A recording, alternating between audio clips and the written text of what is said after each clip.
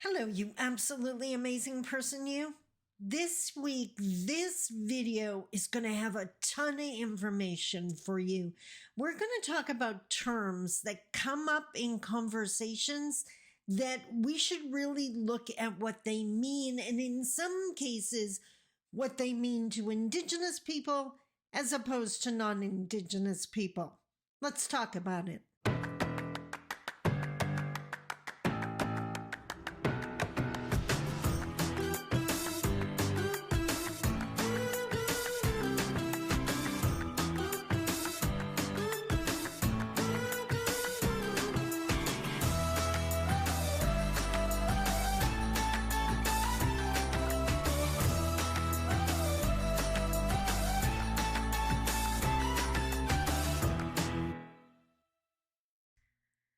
Bonjour.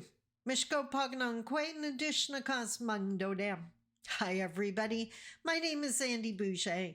I'm Red Thunderbolt Woman of the Loon Clan, a proud member of Seine River First Nation in Treaty 3 territory in Northern Ontario, and I'm actually still getting over a wicked cold, so forgive me if my voice still sounds a little funky. Now, as I mentioned in the opening, there's just so many things that have come my way, come up in conversations, terms, descriptions, just things I needed to share with you. So let's just jump right into it. First and foremost, Jay Shetty. Not sure if you've ever heard of him. I heard of him through Ed Milat. I know you're shocked. Everyone knows I love Ed Milat. But Jay Shetty has a podcast called On Purpose. It is literally how I'm spending my evenings these days. Rather than mindless YouTube videos, I throw on his podcast episodes are usually anywhere from an hour to 2 hours long, and just learning so much from these people. So what I wanted to comment on and share with you today is this is probably a couple years ago now, the interview, but Jay Shetty was interviewing Jada Pinkett Smith. Now, whatever you think of Jada, let's just set that aside for a second. Because listening to the interview, one of the things that came to my mind, and I just wrote this down, I wanted to share it with you. The fastest way to burn a bridge with a healed, empowered Indigenous person, if you're a non-Indigenous person, is to lie to them. Now, I'm not talking about, I said, healed, empowered Indigenous person, like are we ever totally healed? I doubt it. But I'm not talking about someone that's totally traumatized and just starting their healing journey. I'm talking about an empowered, confident, self-assured person. If you want to burn a bridge, lie to them. And one of the things Jay shared, now, remember, what is it, a couple videos ago, I shared the comments from the trolls? This is why I'm sharing this. So Jay shared with Jada that how we judge others is how we judge ourselves. And how we speak to others is how we speak to ourselves. And I can honestly say that that had my heart soften to those trolls.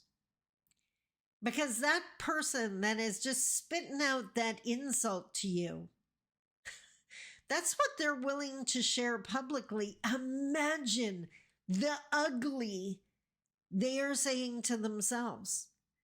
And that person you meet that seems so kind and so warm and outgoing, that's because they talk to themselves that way. They are sharing with us what they hear, what they do to themselves. If someone else is condemning someone, we hear this all the time in modern day, body shaming, right? And that's what they're doing to themselves. This could be the tiniest person you've ever met, the stereotypical size 0 woman. By the way, have you figured out yet? They want women, society wants women to be a size 0, literally not exist. Take up space, woman. Take up space. Let's not do that. But they are shaming other people. That is the restrictions they are putting on themselves.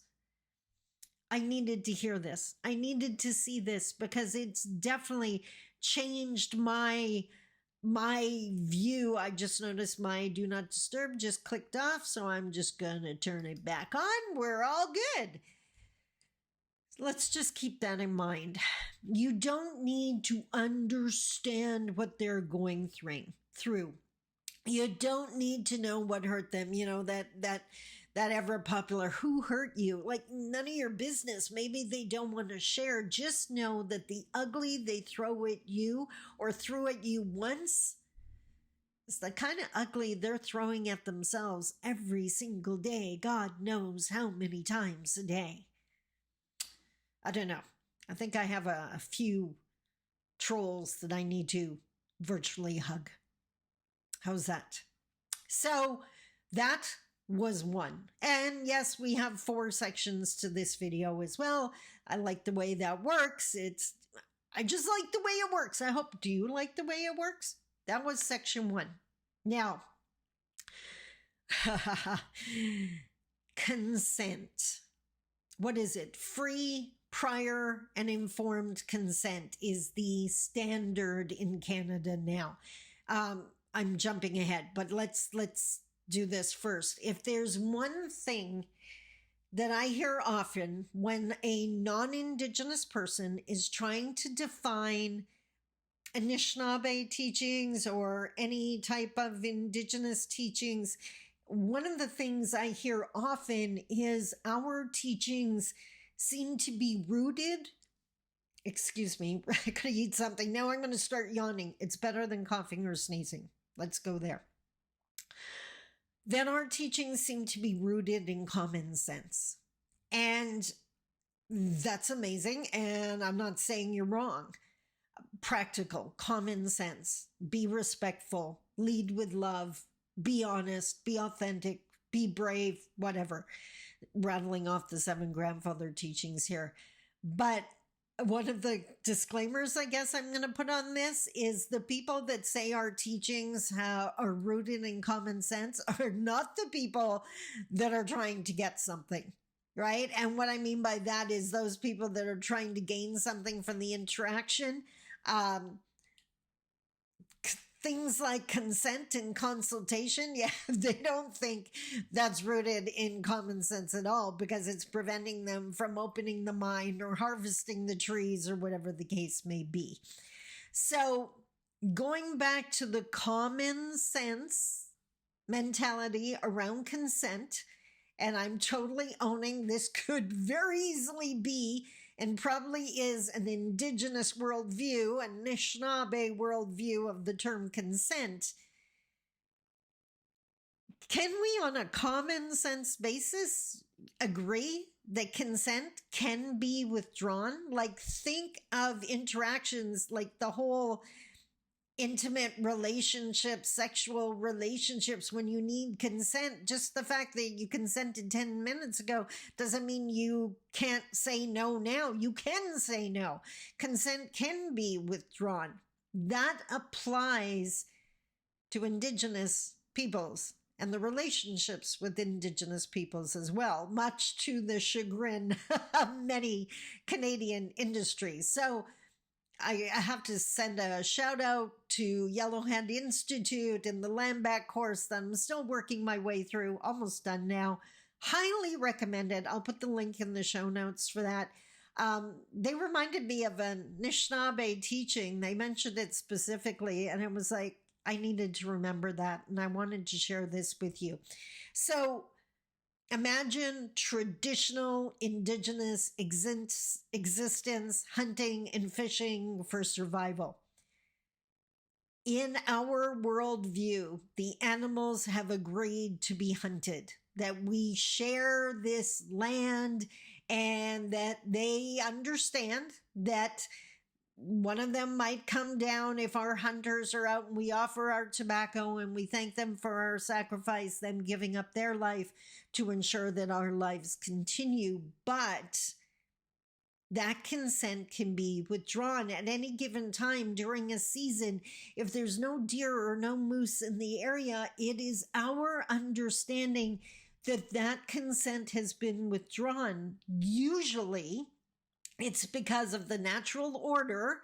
The deer or the moose understand that they need to bring their numbers back up. Not that we ever over harvest, that when we don't do that is you never take more than you need. That's directly against the Anishinaabe teachings.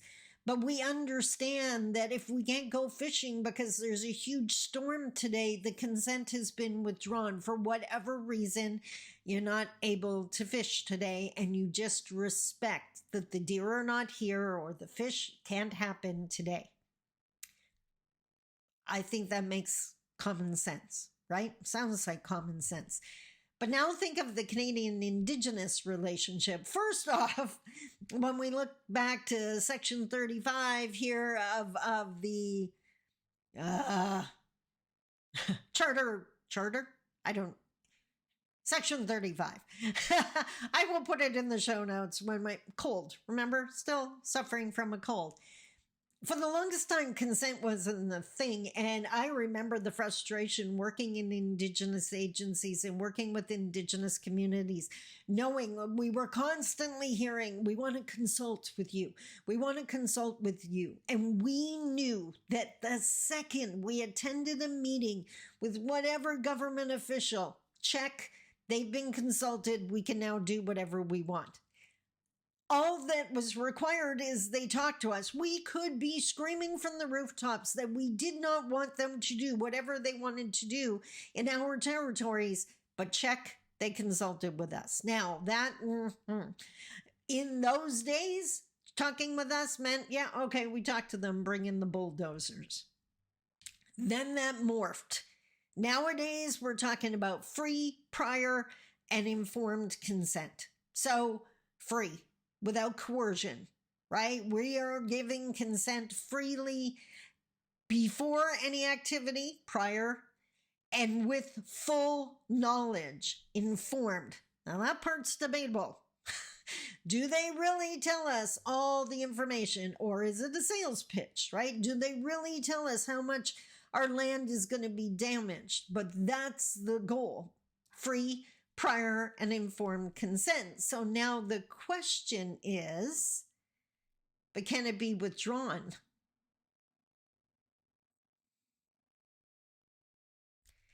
Consent, at its core, comes with the ability to withdraw it if things are no longer working for us. But think, we live in Canada. We have a federal government that bought a pipeline because the First Nations said no. We got to look at that. And I honestly believe we're getting closer to reconciliation the day that an Indigenous person or a community saying no is actually heard and adhered to. We're not there yet. Okay?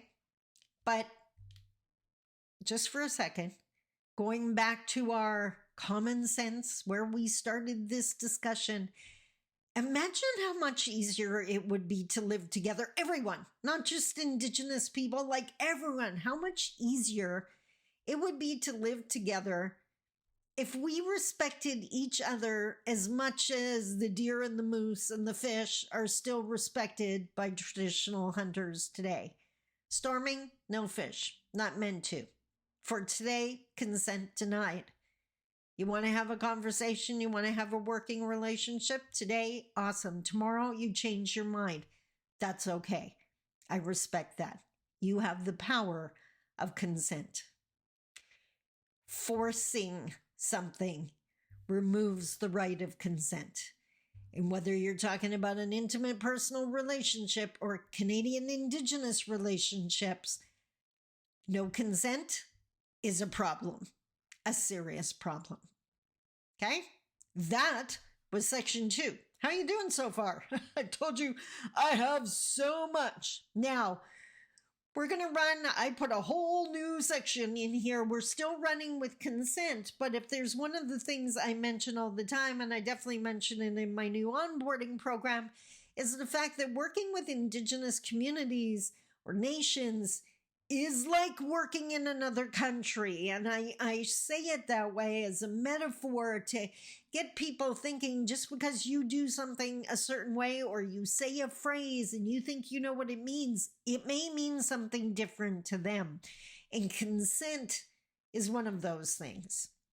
Because now we're going to look at consent from an Indigenous worldview. Indigenous consent. And this was highlighted again in the land back course by the Yellowhead Institute. Again, the link is in the show notes. I really, really, really, really suggest you take this course. It isn't that long, but boy, is it informative.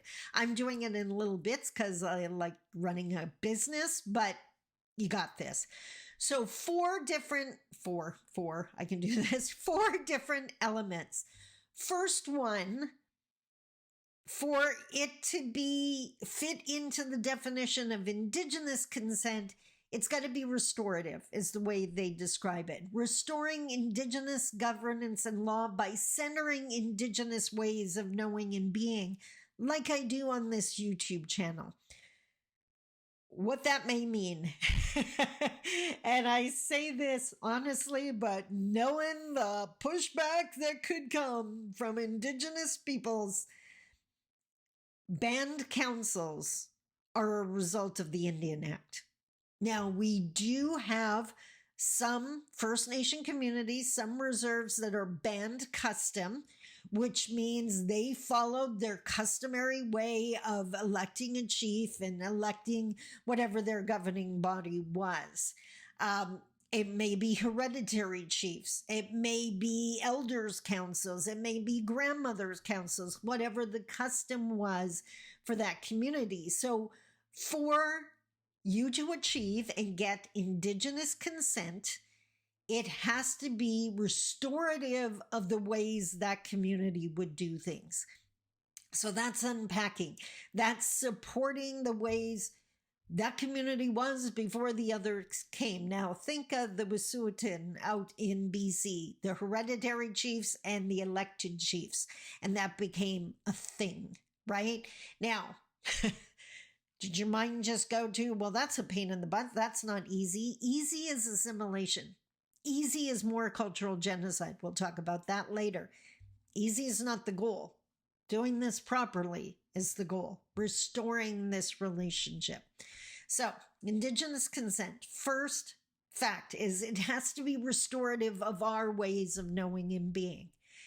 Secondly, closely related, it has to be rooted in Indigenous ways of knowing, using our frameworks and our ways of knowing. So again, that's customs, recognizing the land as having entity as Mother Earth, or agency, I should say, Mother Earth, and being an essential part of this discussion, not just something to be extracted and used, but a valuable part of our framework.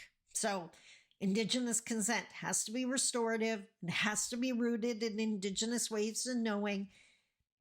And I actually talked about this in a member-only video last week. Reciprocity is so incredibly huge.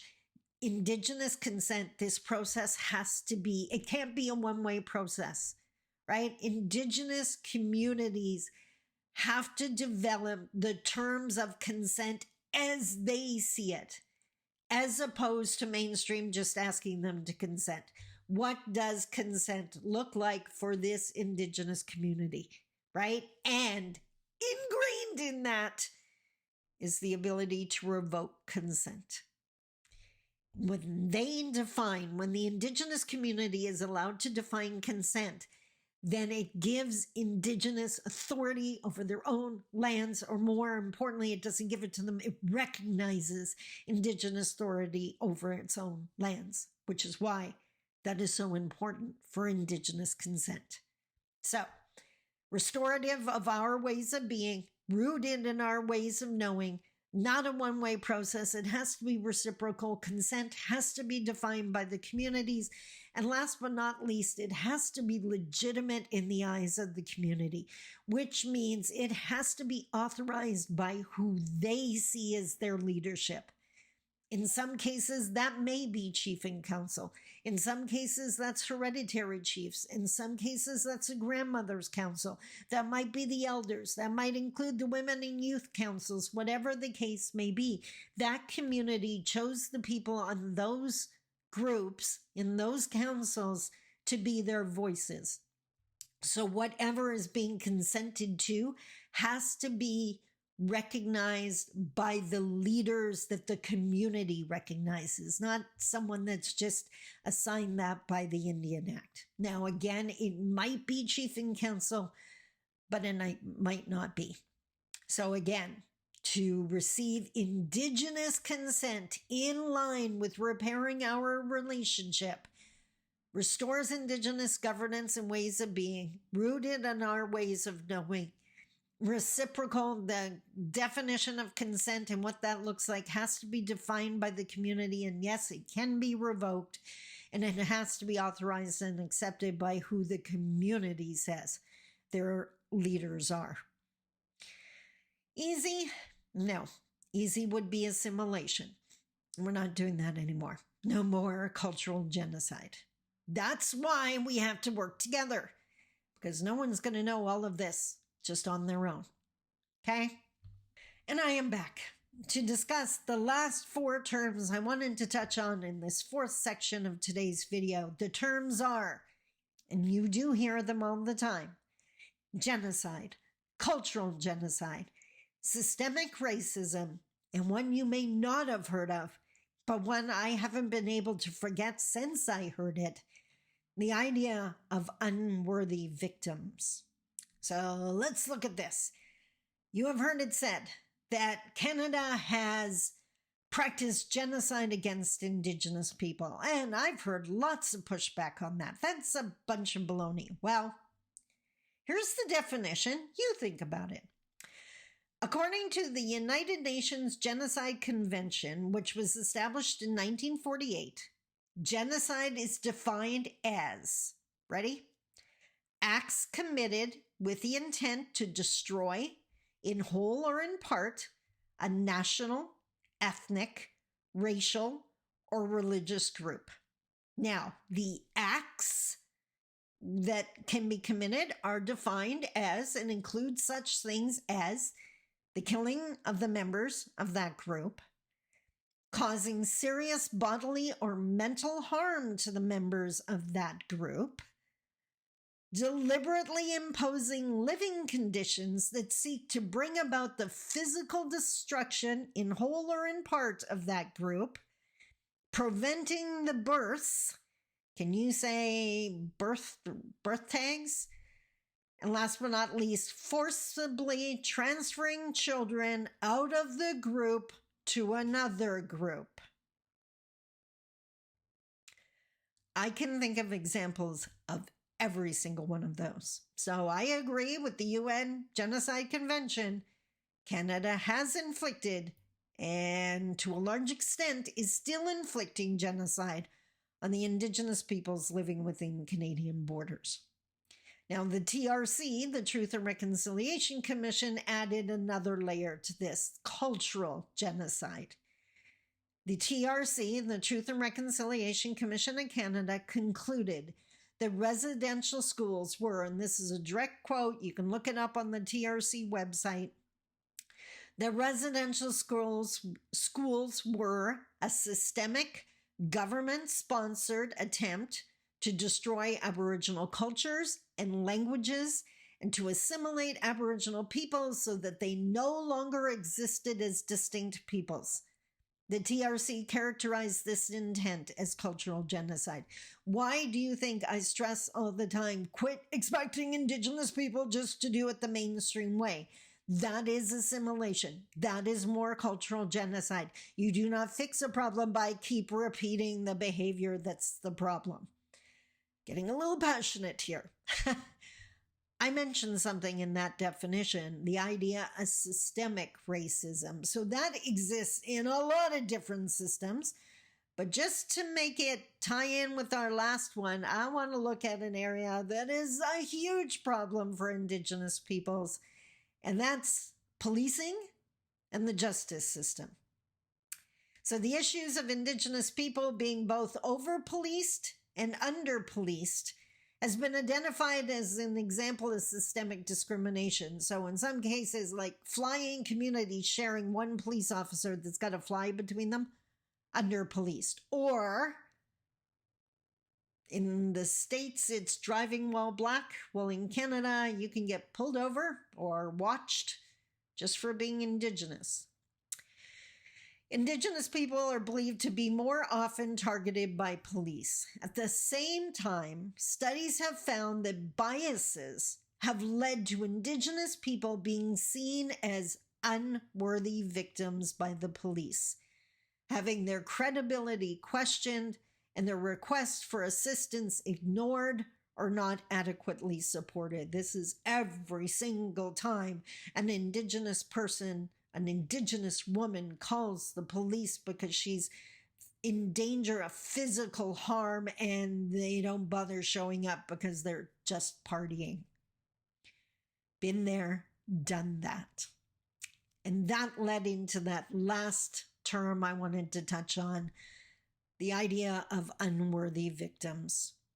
So Herman was a professor of finance at Wharton School at the University of Pennsylvania, and Chomsky is a linguist and activist scholar who wrote many, many, many books, such as Towards a New Cold War.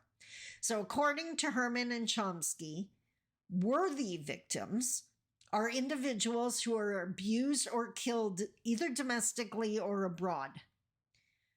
But unworthy victims are individuals who are treated with equal or greater severity than abusers or killers, and this is done by their own government or clients.